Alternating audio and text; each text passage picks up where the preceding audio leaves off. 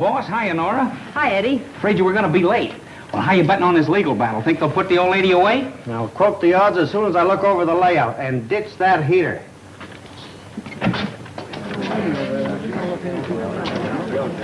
Hi, Mr. Denham. Oh, good morning, Mr. White. Hey, boss, how about me grabbing a couple of shots before things get started? Sure, go ahead. Who is he? That's that famous columnist. I invited him here. I still think you shouldn't attend this hearing. Suppose they make a mistake and try you. You know, there are two schools of thought about the sanity of columnists. Quiet. All right, Miss Denham, would you mind giving me a great big... Not at all. Smile? Thank you. Now remember, just leave everything to me. And don't let personal feelings enter into your testimony. We all know that Aunt Cassie is simply no longer capable of managing her money. We'll manage it much better for her. And besides, Aunt Cassie will be properly cared for in an institution. Don't you worry about a thing, Aunt Cassie. Why should I worry? I'm the only sane person in a family of nitwits. She don't look crazy to me. Reminds me of my old lady. All kindness. I guarantee you she wouldn't hurt a fly. But you ought to see those wolves. You can see dollar signs all over their faces. They're just hoping to put the old lady in the funny house so they can spend all that dough she's got. Yeah. You got it, brother. You got it.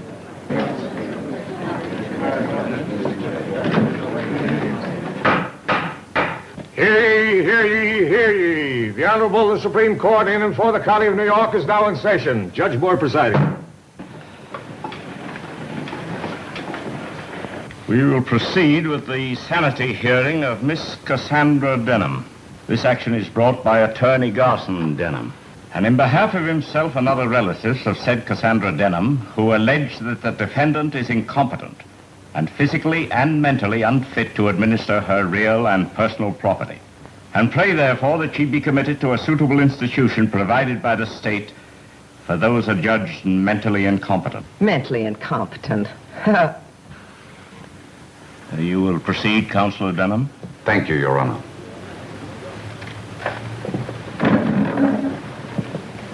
With your permission, I'll call the defendant in this action, Miss Cassandra Denham. Yeah.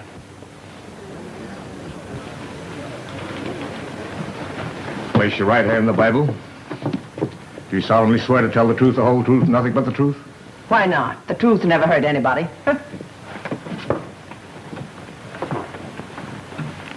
Where is your attorney? Why should I spend money on an attorney when my only opposition is my nitwit nephew? Touche. Hey, what does that mean? It means score one for the old lady. The court will be glad to appoint an attorney to represent you without charge, if you desire one. No, thank you. I can take care of myself. I must warn the spectators that this is no occasion for outbursts of hilarity. Go ahead, Counselor. Thank you, Your Honor. What is your name? What is my... Your Honor, do I have to sit here and have my very own nephew ask me what my name is? Yes. Miss Cassandra Hildegard Denham. And what you need is a good spanking like I used to give you when you were a snip of a boy. The old lady's crazy like a fox. you will confine your answers to the questions. And the court will tolerate no further demonstrations. Go ahead, Counselor. Thank you. How much wealth do you possess, Miss Denham?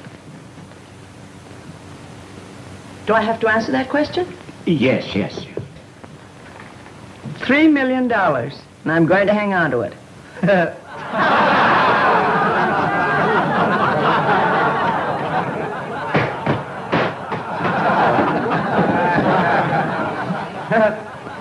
Another one of those things, huh? Yeah, what? What you just said before. You know, a touche. Yeah, you said a double. Yeah. I warn you, Miss Denham, to confine your answers to the questions. The alienist cooperating with the court will disregard irrelevant flippancies on the part of the defendant. I trust this is understood. Where do you keep your money and securities, Miss Denham? Wouldn't you like to know? Now, this is my last warning. One more outburst on the part of the spectators in the courtroom will be cleared. Now, you will answer the question. I refuse to answer on the ground that my money is my own until you decide it isn't. And in the meantime, it's none of his business. There's the smartest crazy woman I ever saw. Your objection is well put. You needn't answer. Thank you, Your Honor. Miss Denham, would you say that you were eccentric? I live my own life, if that's what you mean. Did you or did you not recently give $500 to a man you'd never met? A total stranger. Not exactly a stranger. He was a farmer who lived up the road a piece from me. He was about to lose his farm, and I gave him the money so he wouldn't lose it. Did you demand any security for this gift? Why should I? The man's honest. I thought he'd sleep better without a mortgage hanging over his head like Damocles' sword. But you did give this man $500 with no security whatsoever. Yes. Yes. Well, there you are, Your Honor. You see, it's perfectly obvious that my aunt is dissipating her assets. They're my assets. I'll give you 10 to 1 she never sees a padded cell. What do you think I am, a sucker? Yes. Proceed.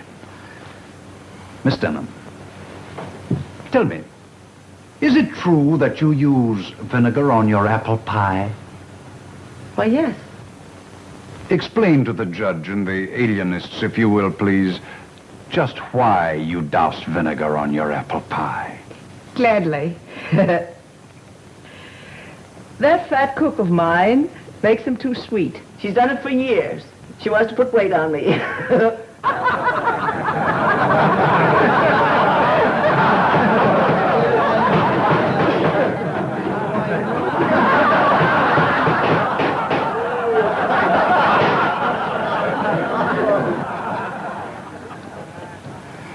I give up, Your Honor. You should have done that long ago. This action is dismissed for lack of evidence. Hearing adjourned. Your Honor, Yes? I want to thank you. And if you ever come my way up in the mountains, drop in and have some apple pie. Without vinegar. Thanks. Yeah, maybe I'll do that. But I like vinegar on apple pie.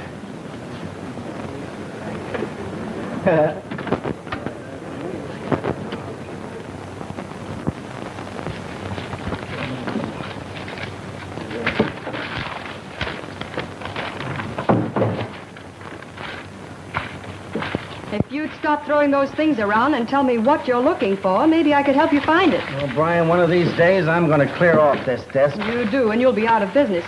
What are you looking for? I'm trying to find that Hollywood item that Danny Dover sent about a week ago. For your information, it's down in the composing room, all set up in type. Oh, Brian, I don't know what I'd do without you. Neither do I. Now that you have that problem off your mind, do you think you'd like to see a caller? Who? Garson Denham. That lawyer who got his ears pinned back last week trying to put his ad in an asylum. What does he want? Maybe he wants to put you in one. He seems sort of anxious about something. All right, have him come in, but you stay in the room when I'm talking to him. I'm allergic to lawyers. Okay. Come in, Mr. Denham. Good morning, Mr. Denham. Good morning, Mr. White. May I speak to you alone, please? I am alone. Miss O'Brien is part of me. Which part? Quiet. Have a chair, Mr. Denham. Speak freely. Thank you. You look a bit worried. I am worried, Mr. White. This letter is definite proof that my Aunt Cassandra is mentally unbalanced. I don't get it. This is just a simple invitation for you to spend a week at her place in the mountains. Yes, but she sent the same invitation to all the Denhams. And you'll notice she insists that we all arrive Friday. Friday, promptly at midnight. Now, why should she want us all to arrive at Greylock promptly on the stroke of 12? Perhaps 12's her favorite number. I tell you, there's something sinister about this invitation. You'll notice she also says that any relative who fails to show up will be eliminated from her will. Yeah, I noticed that. A sort of a command performance, isn't it? Oh, it ought to be a cozy little group. All you Denhams gathered around the festive board with the old lady you try to put in the booby hatch. I tell you, I have a feeling that something terrible is going to happen. Oh, come, Mr. Denham, you're taking it all too seriously. She probably just wants to bury the hatchet now that she's been declared sane. Sure, it's a great sport. Burying hatchets at midnight, especially in people. You may scoff, but I have a premonition of death. I believe she plans to kill us all. After which she'll probably confess and say, Sheriff, I did it with my little hatchet. Oh, stop it, O'Brien. Hey, it does seem funny. Oh, poppycock. I watch your aunt on the witness stand, and she's no killer. She's intelligent and harmless. And what a sense of humor. It may strike her as humorous to murder us all in our beds. Mr. White, I'm going to leave this letter with you, just in case anything does happen to me. This fantastic idea of having us arrive at midnight is the handiwork of a madwoman. You'll see that. Okay, Mr. Denham, I'll be watching for murder news from Greylock. And if anything does happen, you'll see that she's brought to justice. Oh, sure. Thank you, Mr. White. Goodbye. Goodbye. Goodbye, Mr. Denham. See you in a shroud.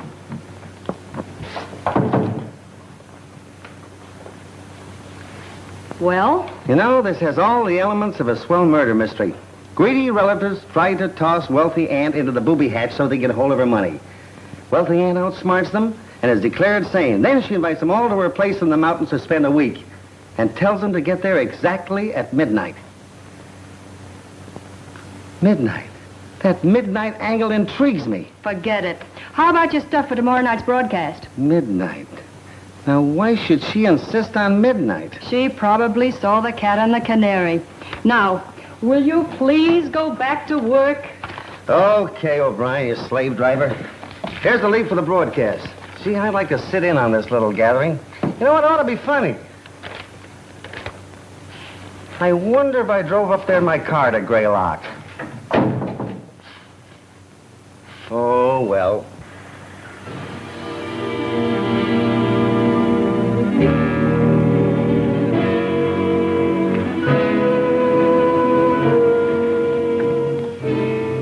Well, here we are. Aunt Cassie can't say we aren't prompt. It's still only 10 minutes to 12. I don't care what time it is. We shouldn't be visiting a crazy woman. No, stop it, will you? Stop it.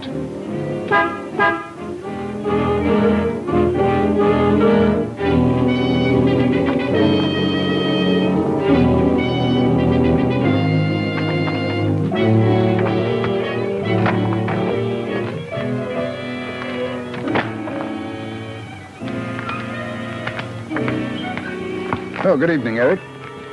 Evening. Any of the others arrived yet? Not yet. Well, I guess we might as well go along in then. Guess you had.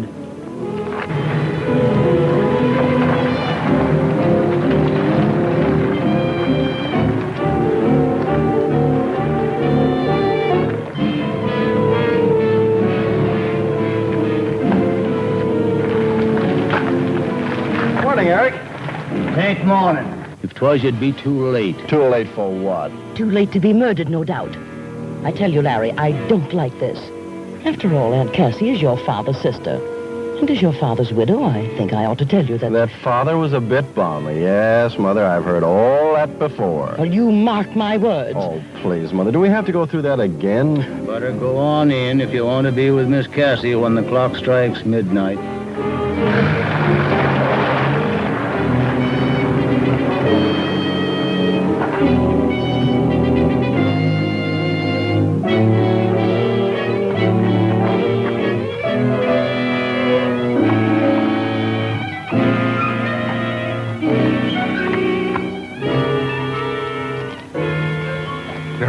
here, aren't they? I watched them come from my garden. Yeah, they're all here. Fine. Fine.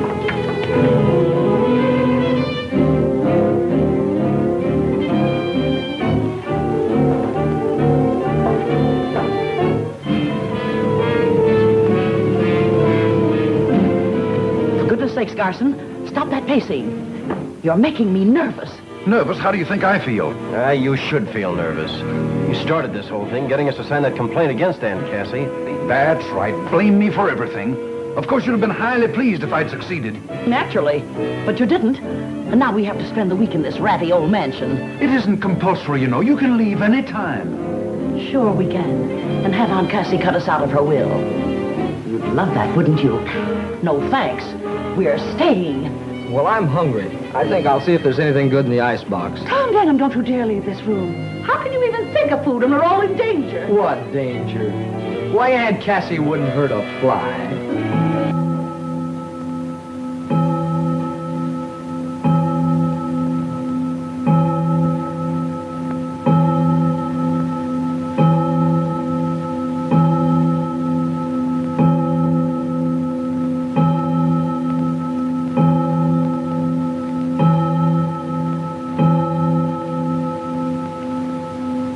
Welcome to Greylock, my precious relatives. Aunt Cassie and Cousin Mary. Aunt Cassie, I know that I speak for all of us when I say that we're delighted to be here. We certainly are. And I always look forward to visiting your charming old mansion. Greylock is such a lovely, restful place. Oh, Aunt Cassie, you look younger every day. Poppycock, stop fawning over me. A week ago, you were trying to put me in a padded cell. But, Aunt Cassie, you know we only did it for your own protection. And to get her money. Keep quiet, child. I'll handle this. I've been protecting myself for 40 years, since I was 25. I've done a pretty good job of it. So let's forget about protection and, sit down, everybody.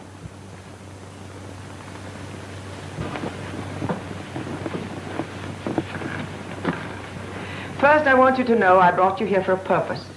I want to study you all for a week. Just like a scientist studies rats and guinea pigs in his laboratory. After all, I'm 65. I can't live forever. Everyone must die someday. Oh, please, Aunt Cassie, don't talk about dying. Why, you're the picture of health. And, well, I want to say right now that I had nothing to do with the attempt to, well, send you away. It was all Cousin Garson's fault. He talked everybody into signing the petition. Silence. I don't care who started it.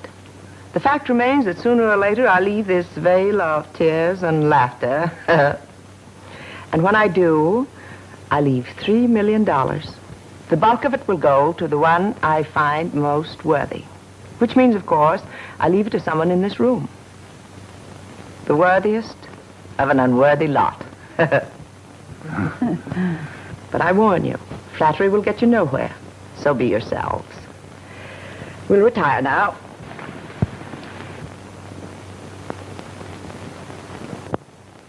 Breakfast will be served at 8. I'll expect you, all of you, to be at the table promptly. I hope you sleep well. Don't let the knowledge that you're sleeping under the same roof with $3 million disturb your slumbers. Come, child. Aunt Cassie, you mean that you keep all that money here in this house? Why not? With everyone trying to take it away from me? I like to keep it around to check up on it once in a while. But don't try to look for it. You wouldn't find it in a million years. Did you ring, Miss Cassie? Yes. Have you placed the luggage in the right rooms? Everything is just as you ordered it. Good. Now we'll all have a splendid night's sleep. Come along. I'll distribute you.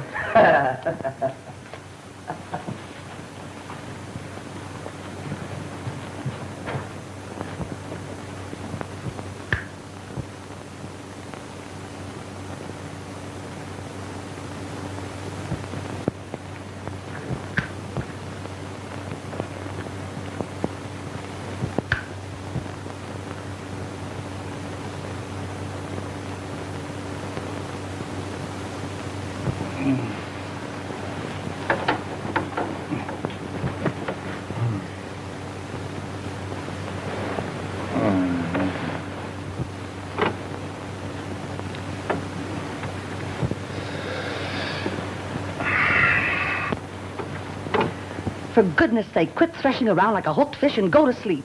Oh, I can't sleep. I've got too many things on my mind. Of course, you wouldn't understand that, not having any mind to speak of. Well, I like that. You dragged me away from home to spend a week in this dreary museum, and now you insult me. Where are you going? To get a book from the library. Have you any objections? No. Go ahead. Go and get killed wandering around in the middle of the night. You said yourself you had a premonition of death before we left home. Well, I've revised my estimate of the situation. Aunt Cassie may be a bit eccentric, but we're not in any danger. You go to sleep. I shan't be long.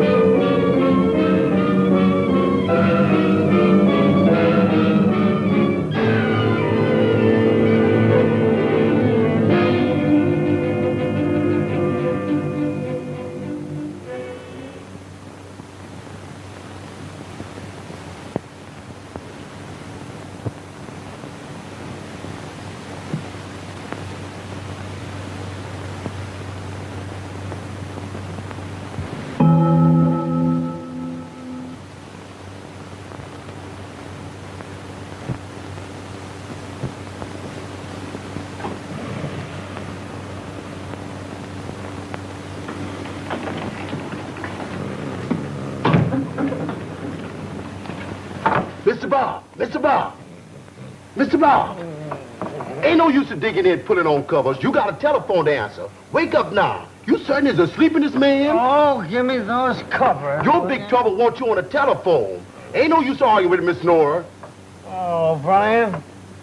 Oh. Boy, at 10 o'clock in the morning? She knows better than that. Tell her I never talk to anybody in my sleep. She said you'd jump right out of bed if I tell you Lawyer Denham had met her with some killing. What? Yes, indeed. And Mr. Denham's a corpse. Well, why did you say so? I kept trying to, sir. Well, pack me a bag. Hurry up. Sir. Yes, sir. Hooray, a murder.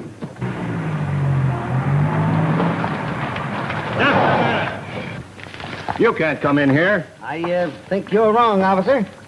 My press card. My membership card in your lodge. Sheriff's Association. Here, you might as well look these over, too. Honorary memberships in police organizations from Miami to Los Angeles. Goofy, isn't it? But then some people collect matches. Are you really Bob White, the fellow that writes a column? In the flesh, officer. Meet my secretary, Miss Nora O'Brien, and the alert young gentleman on the other side is Eddie Stutz, one of the best newspaper photographers in New York. I'm sure he'll want to take your picture before we leave. Won't we, Eddie? Oh, sure. Where'll I find the sheriff? Oh, Sheriff Boggs is holding an inquiry in the house right this minute. Thanks, officer. Be vigilant.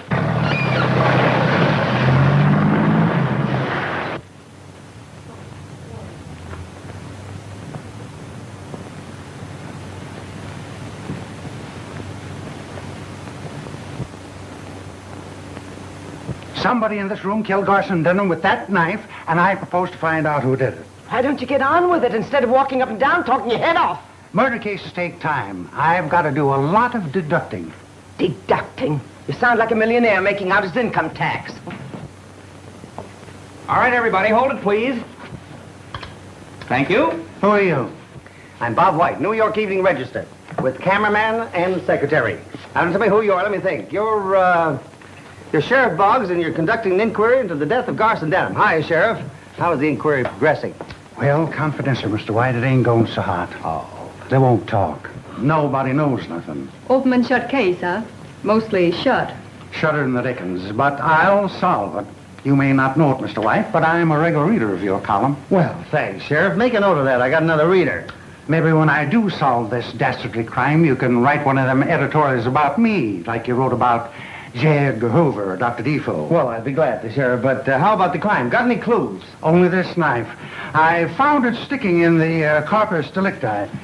Take a look at it. No, Sheriff. You take care of that. I'm allergic to knives. It dates way back to the time you learned to use a fork. Quiet. Well, Miss Denham, I see your family reunion got off to a nice little murder. Something's always interfering with my plans. If you mention me in your column, be sure and spell my name right. Oh, you read my column? Yes. Oh, thank you. I was scared to death they'd ask me that on the witness stand. If I'd admitted it, they'd have thought sure I was crazy. You know, Miss Denham, you and I are just going to get along fine. Just fine. I tell you, I got orders not to let anybody in here. Tell me I can't come calling Cassie Denham when she's in trouble. Get out of my way. Why, what are they doing to you, Cassandra? Are they accusing you of killing Garson Denham? If they are, I can tell them they're wrong. Any man who went snooping around like he did last night was bound to get his comeuppance. How do you know he was snooping? I saw him through the library window. What time was that? About 1 o'clock in the morning. Trowbridge Montrose, what were you doing looking through my library window at 1 o'clock in the morning? Probably looking for a book. Speak up, Mr. Montrose. How'd you happen to be snooping at that hour? I was walking in my garden. All of a sudden, I saw a light come on in Cassie's library.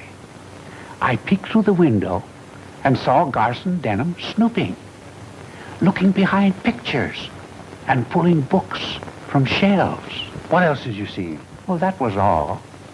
When he quit snooping and sat down to read, I went home. Do you generally walk in your garden at 1 o'clock in the morning? Always, when the flowers are in bloom. The scent of flowers at night is much sweeter than it is in the daytime. I love the scent of flowers at night. Your name wouldn't be Ferdinand, would it? No. I was christened Trowbridge Cadwallader Montrose. However, my grandfather's name was Ferdinand. That explains it. Probably hereditary. What is hereditary?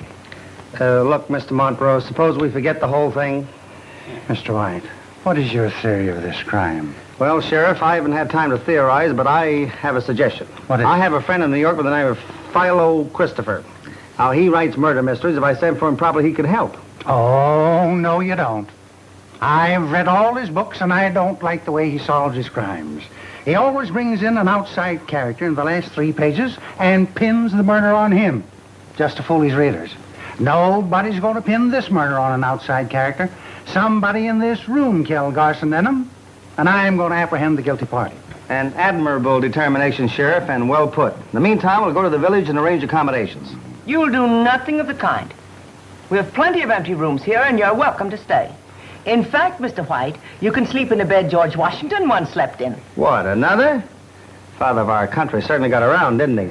I accept your hospitality, Miss Cassandra, and you're very kind. In the meantime, Sheriff, what happens now? I don't rightly know. You fool, you blundering idiot. How can you be so dumb? You know this madwoman committed murder. Why don't you arrest her? Now, take it easy, Mrs. Denham. I've got no proof that she killed your husband. more proof do you want?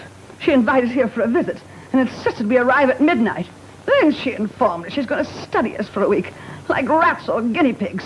She had every reason to kill Garson, because he wanted to put her where she belonged, in an asylum. I demand that you arrest her. Now, hold on. Aunt Cassie's been doing queer things around these parts as long as I can remember. But she ain't crazy. The court just decided that. And I'm arresting nobody till I've got proof. You fool! You're protecting a murderess. Tom, take me home. I'll not stay in this house another minute. Oh, yes, you will. Nobody's leaving Greylock till I apprehend the killer. Tom, take me to my room. You all heard what I said. Nobody's leaving the grounds until this crime's cleared up. I'll have men guard the place day and night. That's all for now. Well, what about me? I live next door. You can go home.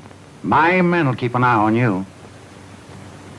Maybe after you get unpacked, you'd kind of like to talk this case over before the coroner gets here. Thanks, Sheriff. I'll be glad to. Seddon, see that the press is made comfortable. Yes, ma'am. Come, Mary. I don't like this, Sherlock. I'm scared stiff. Chin up, Watson.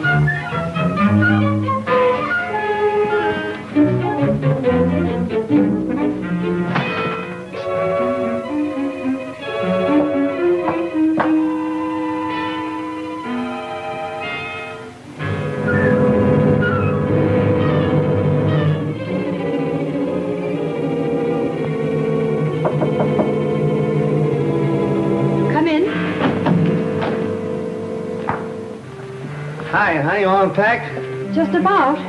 Charming old place, don't you think? Yes. Wonderful view from that window. Have a look. Yeah?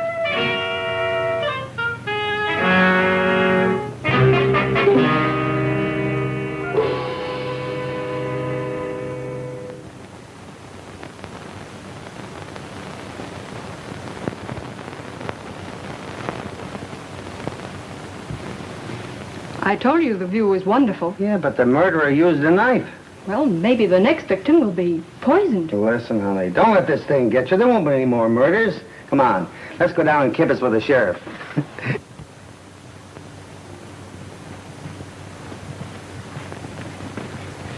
Hi, Sheriff. Any fingerprints? Nope, can't find any. Take a look. Oh, thanks. You see any? Come on, Sheriff. Give me a shot of you holding the knife. A little higher. Hold it. Thank you. Has the corpus delicti been removed yet? Nope, it's still in the library where the coroner left it. The undertaker's coming from the village. Do you mind if I take a look at it? No, come on. You better stay here. This is not for you. I'm a newspaper man. I can take it. Hey, wait a minute. That ain't Garson Denham.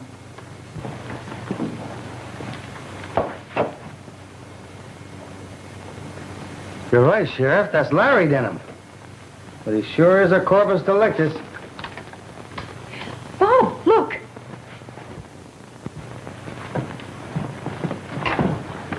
Whoever knocked him off must have come in the window.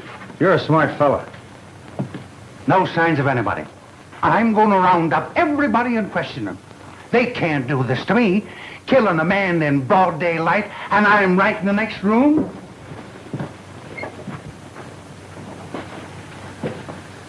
Well, here we go again, Miss Denham.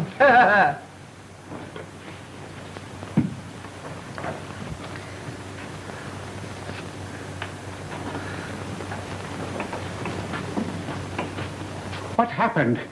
Have they found the murderer? Well, if he hasn't, my bathwater's getting cold for nothing. Be quiet.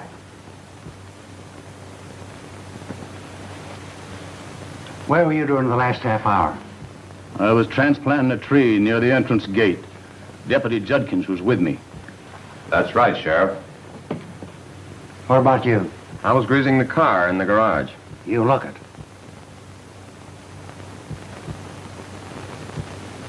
What were you doing? I was making apple pies, and I'll never be done for dinner at this rate. You got an alibi? I was counting the laundry. The cook saw me.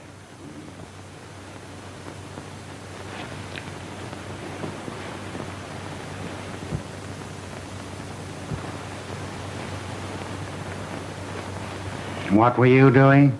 I was spraying roses in my garden. That's what he was doing, Sheriff. I saw him mix the spray. So did I. Poison. I always use poison in my rose spray. It's certain death to insects. Where are you, Miss Cassie? I was running my bath. What's the matter? After water running to ruin everything. Oh! Stay right here. One of you boys run upstairs and turn off Miss Cassie's bathwater. Sit down. Anybody with you while you were drawing this bath? Yes, I was. Oh. For a moment, I thought I had something.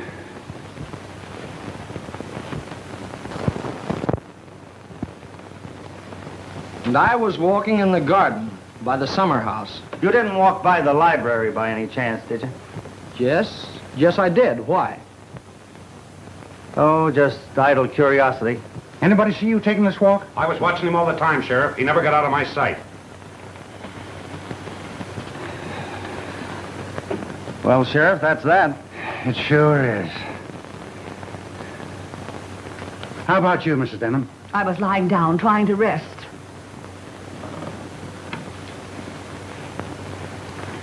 Where's Larry? Sheriff. Where's Larry? Well, you see, Larry's not here. you're right, ma'am, he ain't. He's dead. Dead? You mean Larry's been murdered? Yes, not only that, somebody stole the other corpus delicti. I told you to arrest her. I warned you this thing would happen. Woman is mad. She'll kill us all. Larry! My poor Larry! What do I do now? Well, did you call the coroner? No, I plumb forgot it. One of you boys call the coroner right away. That's all for now. What I said about nobody leaving the grounds still goes. Hello, Mary.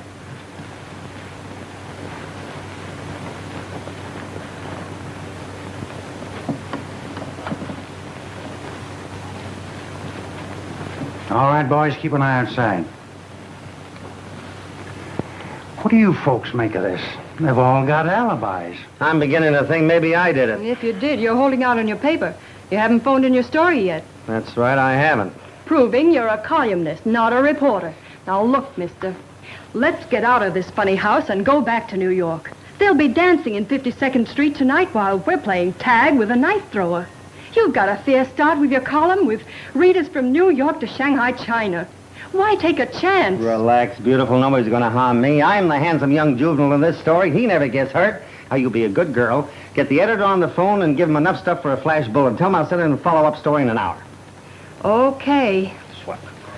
Say, Sheriff, do you suppose we can do a little snooping in the library there before the coroner gets here? Oh, I guess it'd be all right if we don't disturb nothing. Swell.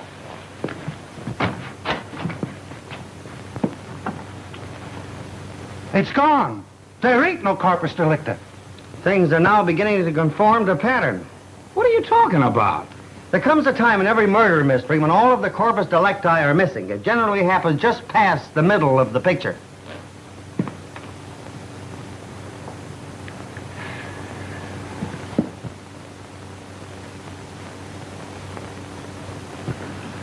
I know how you feel, pal. This thing's got me stumped, too. But we'll both keep trying. We'll think it out together, eh, pal?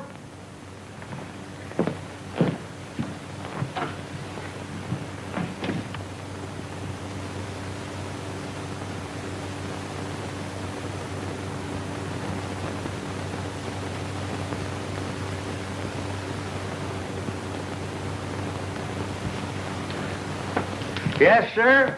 The law always catches up to the guilty party.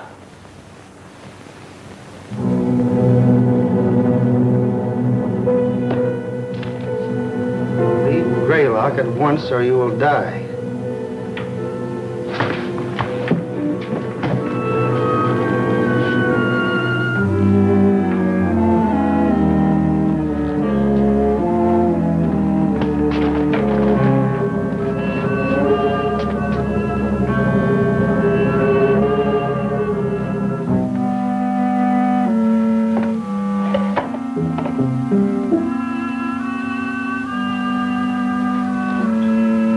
Better come out of there or I'll shoot.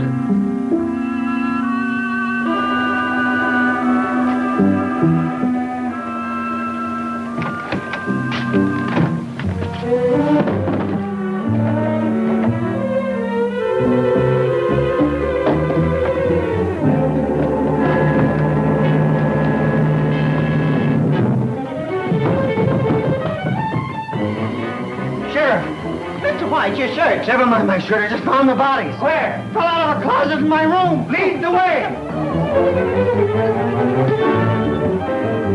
Where are the bodies? I don't see anyone. Why, they're gone. Are you sure you're not ill? You got a bottle you've been holding out on me. Why, I tell you, they were right there. I came out of that bathroom, and the statue was gone. There was a note there saying, "You leave Gray like I was or you die." I rushed to the door, and it was locked. I looked at the key, and I saw it was turned. So I knew there was somebody inside this room. So I went to the window there, and it was locked. So I grabbed my pistol out of that drawer. Then what? And I pointed right at the door, and I said, "Come out of there, or I'll shoot." But they didn't come out. So I went over to the door like this, and I pulled it wide open. There they are again. Who's crazy now? Huh? Give me time, I'll find out who stole that statue and wrote that note, too. I don't care anything about statues or notes. Somebody call the coroner and undertaker. I've got the 2 corpus delictuses, and by golly, nobody's going to take them away from me. Sheriff, don't you think you ought to let my relatives go home? If the whole family is killed off, there'll be nobody to inherit my money. Sorry, Miss Cassie. Nobody leaves till I find the killer. Don't say I didn't warn you. I'll bet you a pretty penny there'll be more killings before this thing is over. Now, Mary. 10 o'clock and time for the last-minute news and flashes. Fernbrough, New York. Sheriff William Boggs, in charge of investigation of 2 murders which occurred during the past 24 hours at Greylock, the lovely mountain estate of Miss Cassandra Denham, issued a statement an hour ago predicting early apprehension of the killer. Several important clues have been unearthed, the sheriff declared. Detroit, Michigan. Picketed pickets today when... Oh, you've got some new clues, eh, Sheriff? Well, not exactly, but after all, I've got the corpus delictuses. But nothing else? No, but I've got the place guarded. Not a soul can get past my men going or coming. Good evening, everybody. I was taking my usual walk in the garden. I thought I'd drop in and see if there's anything that I could do. Did any of my men stop you on the way in? Why, no. I saw no one. Your deputy's a regular watchdog, Sheriff. There'll be bloodhounds when I get through dressing them down. Well, I think I'll get a little shut-eye, as you say in your column. Good night, everybody. Good night. Good night, I'll Aaron. accompany you to the stairs. All right.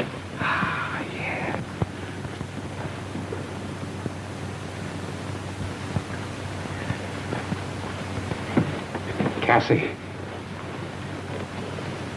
is there anything you want to tell me? No. Remember, I'll always stand by you. Don't overdo it. Good night. Good night. That sweet little soul who just left gives me the jiving jitters. I wonder who she'll kill next. Here, you cut that out. You're as jumpy as a pogo stick. She's not a killer. How do you know she isn't? Because she's not strong enough to shuffle the bodies of 2 full-grown men around like a set of Indian clubs. I guess you're right. How about a breath of fresh air before we turn in? I need it.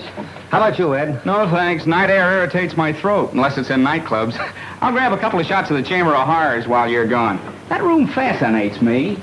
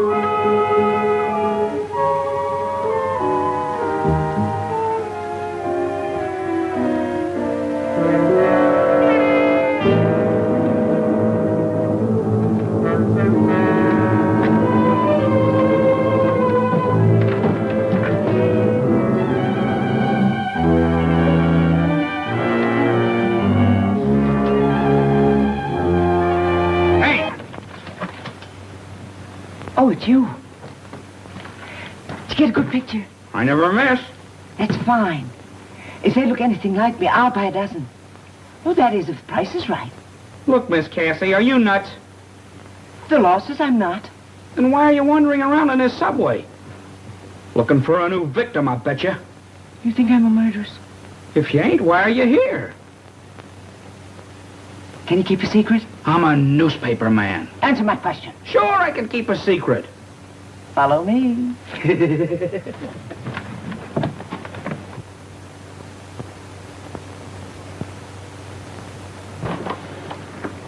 Come on, come on.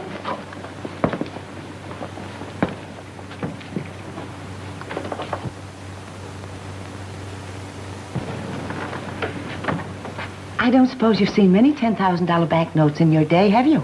$10,000 banknotes? Look, Miss Cassie, I'm lucky to cast my peepers on a double sawbuck, meaning 20 potatoes, meaning dollars to you. Well, here are 200 of them.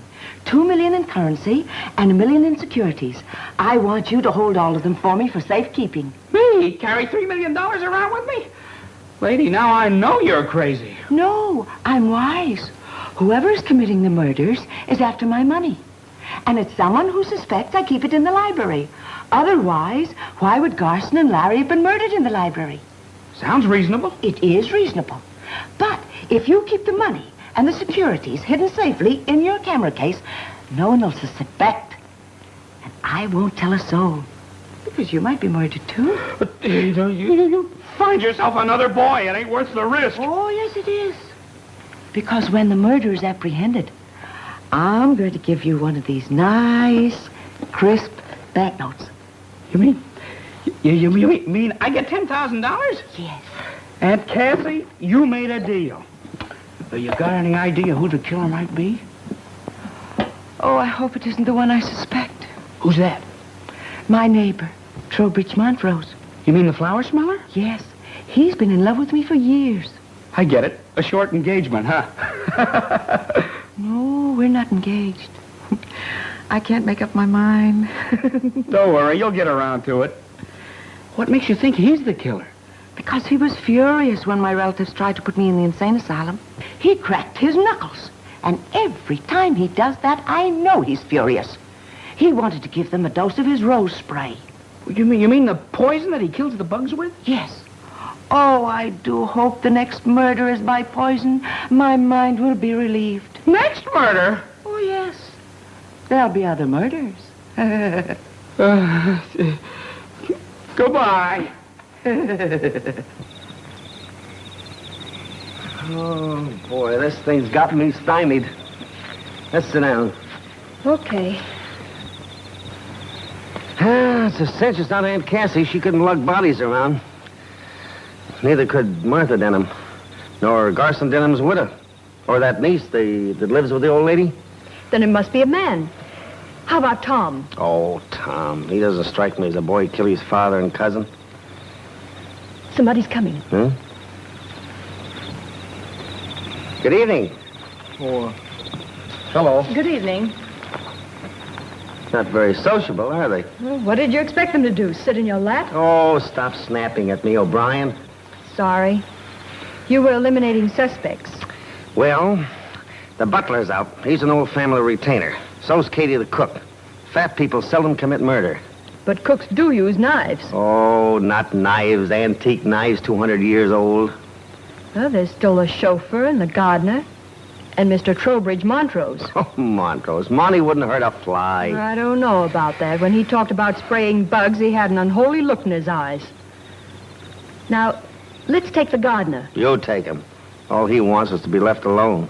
Well, there's still the chauffeur. He's out, too. He was asleep over the garage when Garson Denham was killed and under a car when Larry got it. Well, then who is the murderer? I don't know. Maybe it's the little man that turns out the lights in electric ice boxes. Very funny. All on account of Aunt Cassie's money. If only she'd distribute it where it would do some good, there wouldn't have been any murders. Why, Tommy, you sound like you begrudge Aunt Cassie her money. I do.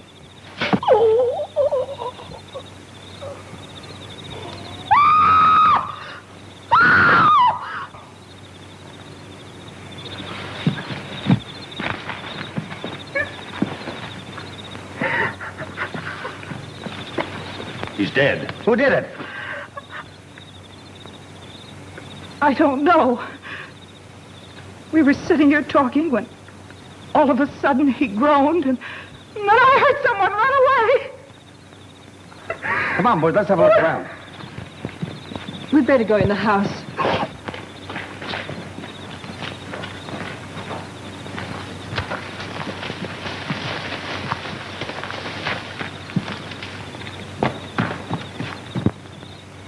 Hey, somebody over by that big tree.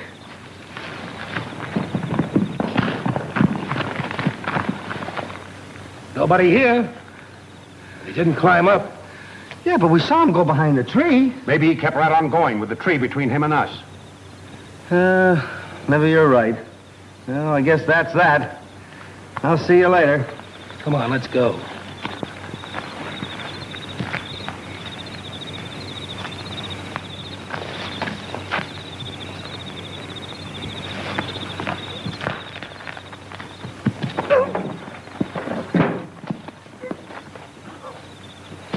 Oh, it's you.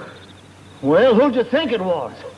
Hey, suppose you tell me what you're doing sneaking around this time of night. I'm not sneaking around this time of night. I'm taking that can of oil to Michael in the garage.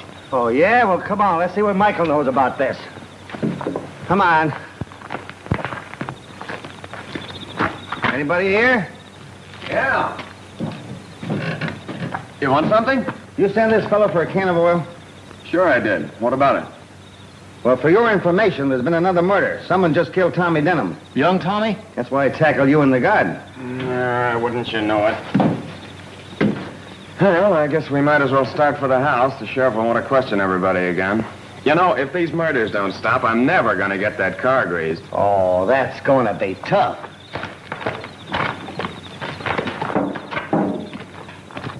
It's the same thing all over again. Everybody was everywhere else except where the murder was committed. Somebody's lying. Somebody in this room murdered 3 men. How long are you going to go on being a fool? You know she's the guilty one. I almost wish you were right. I'd confess and get it over with.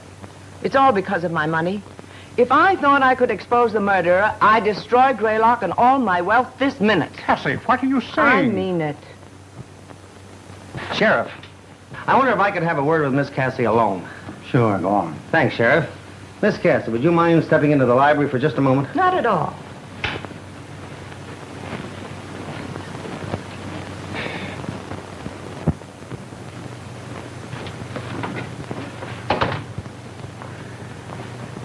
Miss Cassie, you missed your calling. What are you talking about? You could have been the great American Bernhardt. Oh, that was a great act you put on out there. Come on, give. What's your angle? You're a young smart aleck, aren't you? Don't stall me. You've got something on your mind. What is it? Well, to tell you the truth, I've been toying with a surefire plan to trap the murderer. How? I've been living in this museum piece for 65 years. I'm sort of tired of it. Its sliding panels and hidden passages give me the horrors. Sliding panels, hidden passages? The place is honeycombed with them. The old shack was the headquarters for the colonial spies during the Revolutionary War and a station for an underground railroad during the Civil War. I tell you, Mr. White, every time you touch a wall in this place, it's liable to jump at you. Underground. Yeah. Then maybe the murderer is hiding in one of those secret passages now. He might be. But if he isn't, my plan is still good. I'm going to set fire to Greylock. You're going to do what? I'm going to burn the old shack down.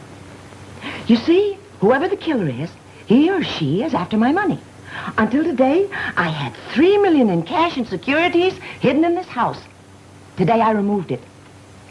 Your photographer has it hidden in his camera case. You mean to say Eddie's got $3 million carrying around with him in a camera case? Yes. But if your money is safe, Miss Cassie, why burn the place down? Because the murderer will give himself away if he thinks the money is going up in smoke. The house means nothing to me. For 65 years, it's had me hanging on the ropes. I learned that bit of slang reading your column. But listen, that's arson. Arson? No, it isn't. I've no insurance. I'm not cheating anybody. I'm just lighting a bonfire to take a great load off my shoulders. Oh, but it seems such a shame to destroy such a lovely old place. Oh, patient, Tosh. If I don't burn it down, we'll all find ourselves in the cemetery. Besides, the upkeep of the old shack is terrific. What do you say? Will you help me? Well, okay, what's the setup? You get everybody outside on some pretext. Leave the rest to me. Keep your eyes open. And the first one who makes a break for the house is the murderer. So long, Mr. White. Hey, what do you mean, so long? Keep your eyes open. I certainly... So long, Mr. White.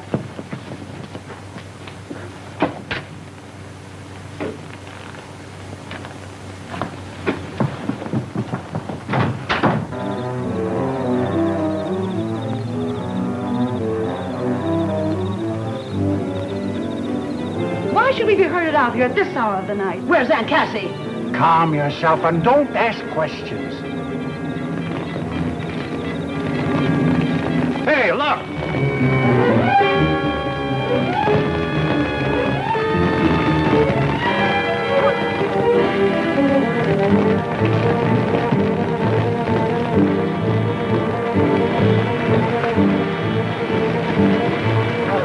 What's happened? What does this mean? Don't get excited. I set it on fire. Told her she was crazy. What are you doing, Cassie? Don't you worry about it.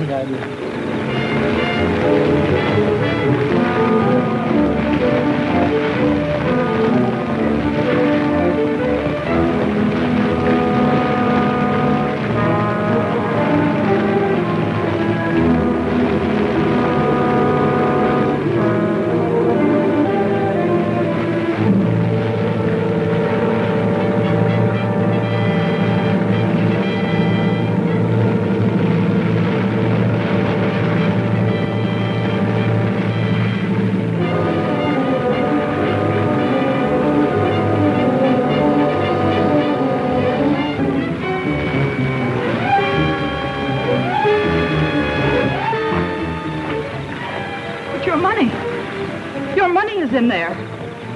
Yes, I know it. It'll be destroyed. I'm glad of it. Money is a curse that breeds evil.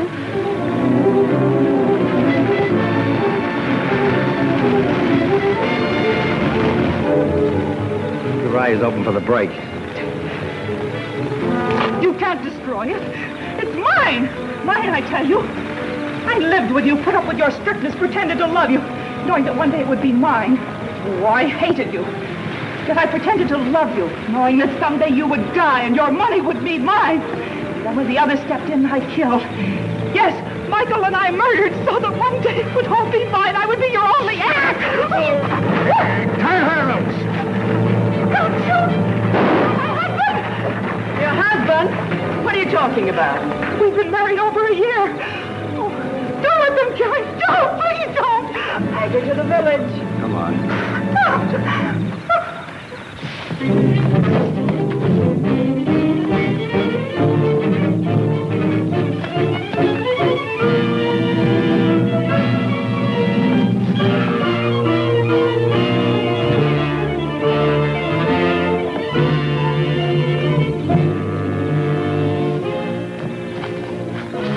Where is he? I swear he dashed behind this tree. I saw him too. So did I. Come on. How come you're not playing Daniel Boone with the sheriff and his boys? It's not quite time for the Marines to move in. Are the Marines coming? They're practically here. Folks, follow me. I'm about to catch a killer. Come on, folks. Help me get this car off the grease pit.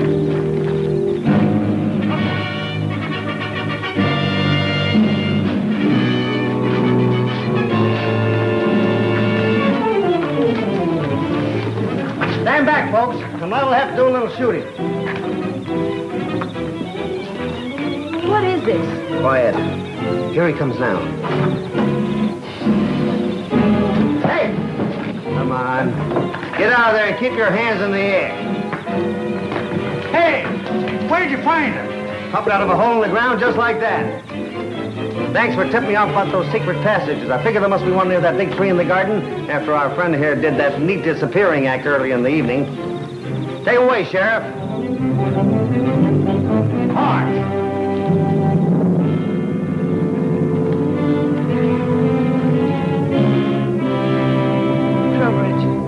Will you marry me? Cassie, do you mean it? Of course I do. I've got to live somewhere now that Greylock's no more. Maybe we can wake up Judge Hoskins and get hitched tonight. Darling. Love is in the air. Come on.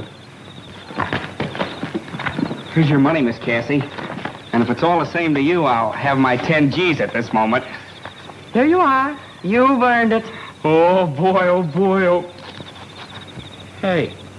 Hey, this is Confederate money. It ain't worth a penny. I guess I'll forget to tell you all. I'm one of the Denhams of Virginia, from the deep south. Trowbridge, darling, you have enough real money for both of us, haven't you? Ample, my pet. You better have. You've been taking care of the old shack and all my relatives for 20 years. Well, what do we do now? I don't know what you're going to do, brother, but I'm going to do this. Okay, hold it.